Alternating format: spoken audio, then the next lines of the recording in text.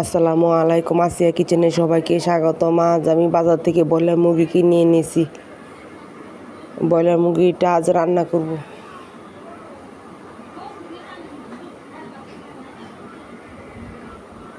Broiler মুরগিটা এখন ভালো করে ধুয়ে নিব। ব্রয়লার মুরগি ভালো করে না ধুলে ব্রয়লার মুরগির মধ্যে গন্ধ করে।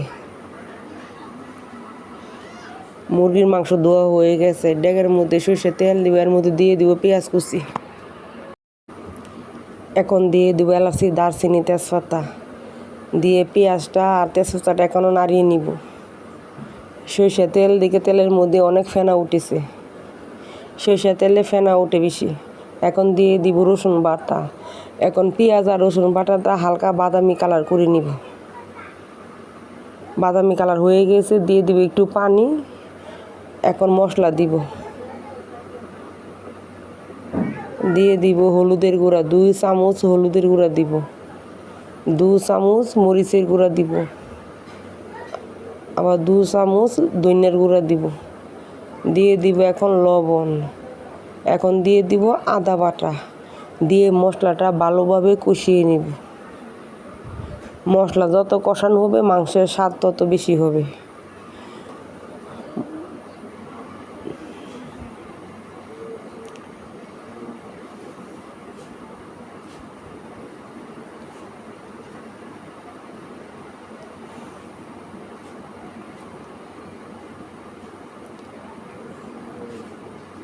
মশলা কষানো হয়ে গেছে, এখন দিয়ে দিব মুরগির মাংস।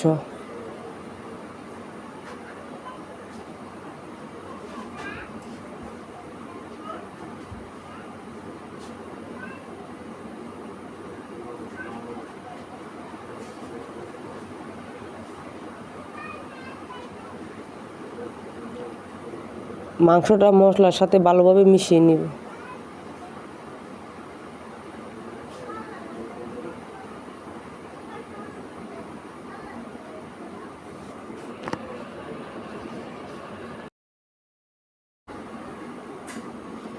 মাংসটা কষানো প্রায় হয়ে গেছে। কষানোর সময় এখন দিয়ে দিব জিরা গুঁড়া।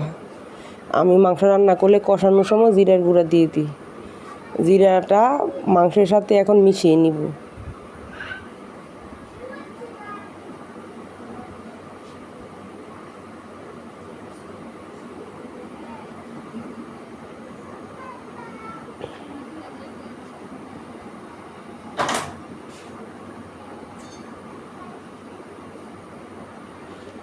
কষানো হয়ে গেছে, দিয়ে দিব পানি।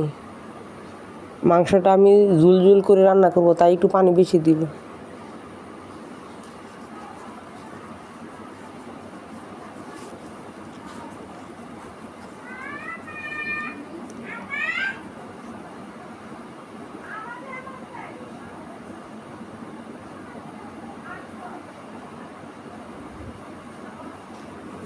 মুরগির কলিজাটা এখন দিয়ে দিব।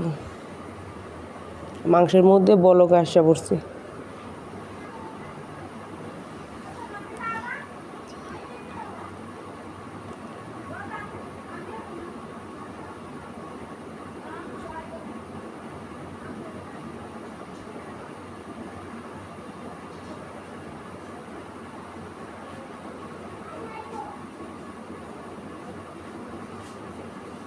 মাংস রান্না প্রায় হয়ে গেছে।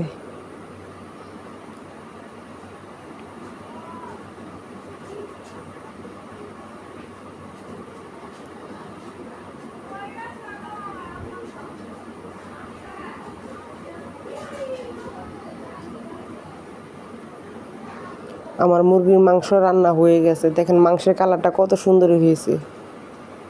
আপনারা এইভাবে বাড়িতে রান্না করে খাবেন। মাংসটা একটু ঝুল থাকবে।